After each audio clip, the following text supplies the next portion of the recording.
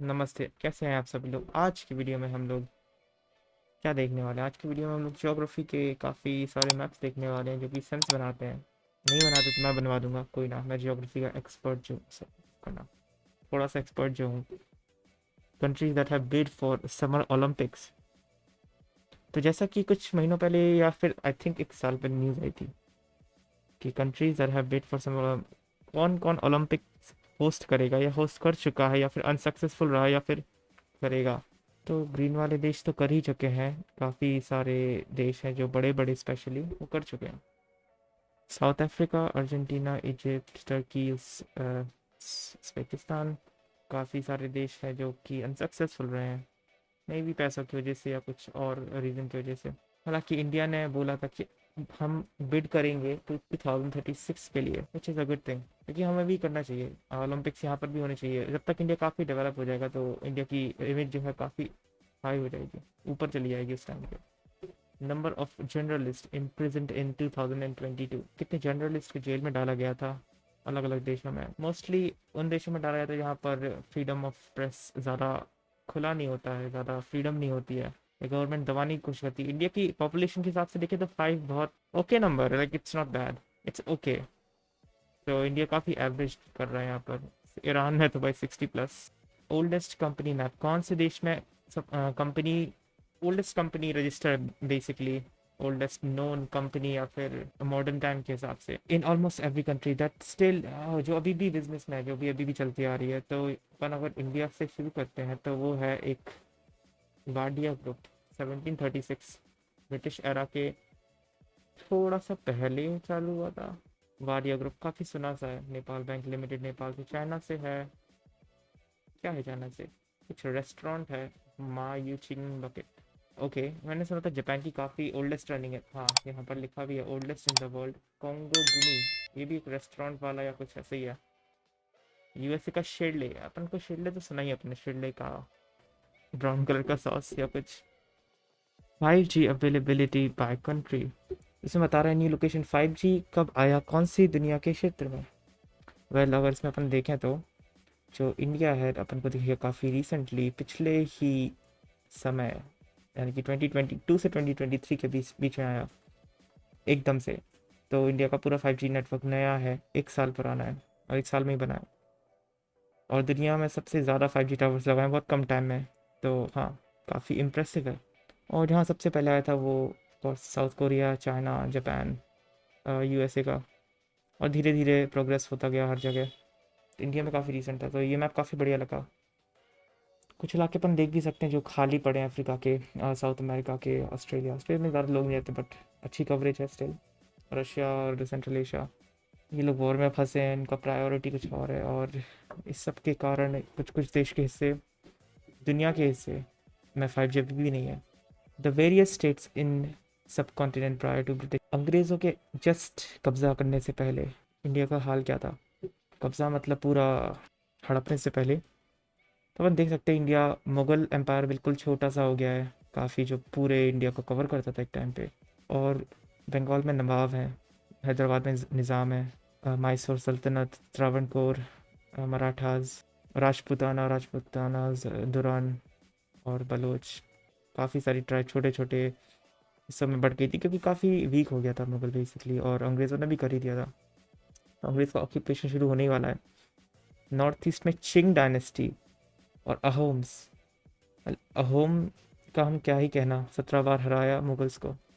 20,000 साल पहले आप दुबलिन से जकार्ता तक क्रॉस कर सकते थे बिना पानी को छुए। हाँ, क्योंकि सी लेवल काफ़ी कम था उस टाइम का, अभी से काफ़ी कम था। तो यहाँ पर सी या ओशन नहीं था बीच में, यहाँ पर लैंड था। तो डबलिन आयरलैंड से क्रॉस करते करते यहाँ पर पूरा अपन इंडिया से होते हुए middle east India, south east Asia से होते हुए इंडोनेशिया जकार्ता तक पहुँच सकते थे। लेकिन अभी ये पॉसिबल नहीं है। काफ़ी इंटरेस्टिंग है कि कैसे हाँ, दुनिया का टेम्परेचर धीरे धीरे हज़ारों सालों से बढ़ा, और उसके वजह से जो आइस मेल्ट हुई और पानी का सी लेवल बढ़ गया। दुनिया की लाइफ एक्सपेक्टेंसी, कितना जीते हैं लोग हर एक देश में? अफ्रीका में जैसे कि पता है डेवलपमेंट और इकोनॉमी, रिसोर्स कर सबकी वजह से वहाँ पर काफ़ी कम है, क्योंकि वहाँ इनकम भी इतनी नहीं है, सैनिटेशन और हेल्थ केयर भी अच्छा नहीं है इसलिए। वेस्टर्न देशों में देखिए काफ़ी हाई होता है क्योंकि इनकी quality of life, income, health सब बढ़िया होता है, एजुकेशन। थोड़ी डेवलपिंग देशों में देखें जो अंडर डेवलप नहीं है, वो जैसे इंडिया और ये काफ़ी साउथ ईस्ट एशिया और साउथ अमेरिका भी के भी देश, यहाँ पर ठीक ठाक है। इंडिया के इनकम के साथ इंडिया के ठीक है, लेकिन इंडिया की एक्सपेक्टेंसी, लाइफ एक्सपेक्टेंसी भी बढ़नी चाहिए, जिस हिसाब से इकॉनमी बढ़ रही है तो बढ़ रही है, 71 पहुंच चुकी है ऑलमोस्ट अभी, 71 तो चलेगा। रशिया साइड और यूक्रेन में यहाँ पर ज़्यादा पीते हैं तो ज़्यादा मर भी जाते हैं जल्दी। ये मैप हम लोग को बताता है कि इंडिया की स्टेट्स और बेसिकली इंडियन सब कॉन्टिनेंट की अलग अलग कंट्रीज़ और उनकी स्टेट कितने डेवलप थी 1990 से अब तक, कितना उनका HDI बढ़ा है। HDI मतलब human development index, basically income, health and education को जो लेके चलता है, कितना डेवलप है बेसिकली। तो पहले Hyderabad and Uttarakhand was the highest, they had the highest HDI, और श्रीलंका भी। और फिर धीरे धीरे क्या हुआ, धीरे धीरे अपन देखते हैं कि बेसिकली साउथ और वेस्ट के स्टेट्स और नॉर्थ का भी स्टेट्स होते हैं, जो हिमाचल प्रदेश, पंजाब, हरियाणा, उत्तराखंड, दिल्ली, यहाँ भी अच्छा खासा हुआ। बांग्लादेश भी टाइम के साथ साथ बहुत ही तेज़ प्रोग्रेस किया। नेपाल ठीक ठाक प्रोग्रेस थी। श्रीलंका अच्छा काफ़ी आगे है साउथ एशिया में, सबसे आगे है HDI। बट सबसे बुरा हाल है वो पाकिस्तान का है। पाकिस्तान की बेस्ट परफॉर्मिंग स्टेट भी बिहार के कंपेयर कर रही है। बिहार तो इंडिया का सबसे कम HDI वाला है। तो अपन देख सकते हैं केरला हाईएस्ट इंडिया है अपने एरिया में, Sri Lanka probably the highest, probably the highest. यही सब है, अपन देख सकते हैं कौन सी जगह अच्छी होंगी रहने के लिए। Spheres of influence of China, सिर्फ चाइना ही नहीं है, काफ़ी एशिया का काफ़ी बड़ा एरिया। किसका इन्फ्लुएंस था बिटवीन 1850s एंड 1910? तो अपन इंडियन सब कॉन्टिनेंट में देखा था पूरा अंग्रेज़ों के हाथ में था कब्जा। साउथ ईस्ट एशिया में मलेशियन और ये सब एरिया भी। चाइना का इंटरेस्टिंगली देखें तो काफ़ी अजीब हाल था, क्योंकि जापानीज एम्पायर ने कब्जा करके रखा था most of the part. Japanese influence में था, सोवियत इन्फ्लुएंस में था नॉर्थ में, और ये छोटे मोटे इन्फ्लुएंस थे थोड़े बहुत ब्रिटिश के थे, हांगकांग, मकाओ और ये सब। और बाकी अगर अपन यहाँ पर देखें साउथ ईस्ट एशिया में तो वियतनाम, इंडो चाइना था। फ्रेंच इन्फ्लुएंस, फिलीपींस पहले तो स्पेनिश फिर बाद में US इन्फ्लुएंस में था, एंड सो ऑन। तो ये देखने में काफ़ी इंटरेस्टिंग मैप है कि एशिया में चल क्या रहा था उस टाइम पे। एशिया की तो वाट लगी पड़ी थी, बाहर के लोग आगे कब्जा गए थे पूरा। World distribution of dengue and malaria, dengue blue और मलेरिया रेड में। तो अपन देख सकते हैं कि जो ज़्यादातर डेंगू मलेरिया के केस होते हैं वो कहाँ होते हैं, वो इक्वेटर के पास होते हैं मोस्टली, बिकॉज वहाँ बारिश ज़्यादा होती है। बारिश ज़्यादा होती है तो वहाँ पेड़ भी ज़्यादा होते हैं, पेड़ वेड़ ज़्यादा होते हैं तो वहाँ इंसेक्ट्स भी ज़्यादा होते हैं, उसके वजह से मच्छर भी ज़्यादा होते हैं। दूसरा कारण है गर्मी ज़्यादा होती है, जो कि इनका फेवरेबल टेम्परेचर होता है। तो इन दो तीन चीज़ों की वजह से यहाँ ज़्यादा मच्छर होते हैं, तो यहाँ डेंगू और मलेरिया भी ज़्यादा ही होता है। ऊपर से एक और प्रॉब्लम हो सकती है कि वहाँ आपका सैनिटेशन हेल्थ केयर इतना अच्छा ना हो, तो वहाँ पर ज़्यादा लोग मरते हो या इससे बीमारियों से। और अगर अपन पोल्स में देखें तो वहाँ पर नहीं होता है, क्योंकि वहाँ ठंडी होती है, ठंडी पे नहीं रह सकते ये लोग ज़्यादा। USA में सबसे ज़्यादा स्टूडेंट्स कहाँ के जाते हैं? इस ग्राफ को देख के लग रहा है कि इंडिया और चाइना के मिला के आधे से ज़्यादा स्टूडेंट्स यहीं से हैं USA में, जो बाहर से आते हैं। और it kind of make sense, लेकिन क्या है, ये लोग ज़्यादा प्रेफर करते हैं US जाना, क्योंकि US अच्छा है एजुकेशन के लिए, हायर स्टडीज़ के लिए। और इंडिया के लोग इंग्लिश बोलते हैं तो चले जाते हैं। चाइना के लोग भी किसी पहले काफ़ी जाते थे, अब कम हो रहा है धीरे धीरे। तो इंडिया प्रॉबेबली ओवरटेक कर लेगा, क्योंकि अगर अपन यहाँ देखें तो चाइना 2,89,000, इंडिया 2,68,000 लोग स्टूडेंट्स वहाँ पर है। नाइजीरिया से भी ठीक ठाक है, 17,000। पॉपुलेशन भी डिपेंड करता है कितने लोग रहते हैं वहाँ पर, कौन सी भाषा बोलते हैं, कौन से देश के साथ संबंध अच्छे हैं, depends on a lot of things.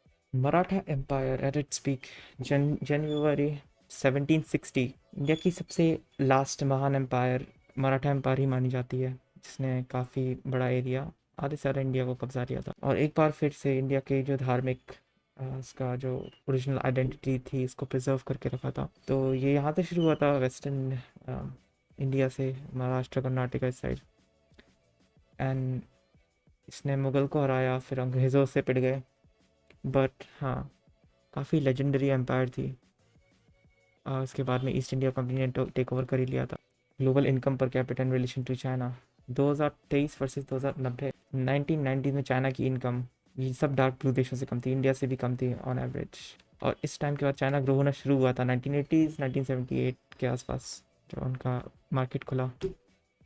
और अब देखो भाई साहब, पूरा अफ्रीका को उनने पीछे कर दिया, साउथ अमेरिका के मोस्ट ऑफ द कंट्रीज़ पीछे कर दिए, एशिया के मोस्ट ऑफ द कंट्रीज़। अब compete कर रहा है सिर्फ वेस्टर्न मार्केट से। अगले 3-4 साल में चाइना डिक्लेयर हो जाएगा एक डेवलप्ड देश इनकी इनकम के हिसाब से बेसिकली। तो देख लो भाई, सीख लो सब कुछ इंडियंस। अपन को भी सबको, पूरा अफ्रीका साउथ सब कुछ पीछे करना है अपन को भी। एटलीस्ट आधी दुनिया को तो पीछे करना ही पड़ेगा, एक महान देश महान शक्ति बननी है तो बेसिकली। अगर तो area ISIS wanted to capture by 2020, ISIS के बहुत ही बड़े ज़्यादा बड़े प्लान थे। उन्होंने प्रण लिया था कि वो हम इराक सीरिया से बाहर होके पूरी दुनिया को कब्जा करेंगे, और ये सब नाम दिए थे एशिया में ज़्यादातर खुरासान एरिया को। इंडिया भी इसमें कैप्चर करने का था। आई वंडर इन्हें बांग्लादेश क्यों छोड़ा। ये मोस्टली वो देश ले रहे हैं जो कि इस्लामिक इन्फ्लुएंस में थे एक समय पर, या फिर उनके इन देश के रीजन के किंग्स इस्लामिक रूलर थे। आई होप बांग्लादेश को क्यों नहीं लिया, बट इट्स ओके, मैं समझता हूँ। लेकिन इनका प्लान तो चकनाचूर हो चुका है। अब मैं चलता हूँ, बट उससे पहले अगर किसी को ये सब मैप्स देखने हो तो रेडिट पे जाकर मैप सर्च कर सकता है। मैपकॉन, सॉरी मैंने मैपकॉन बोला, ठीक है, मैपकॉन सर्च कर सकता है रेडिट पे जाके। ये अश्लील नाम है। और मैं आपसे मिलूंगा अगली वीडियो में, तब तक के लिए से या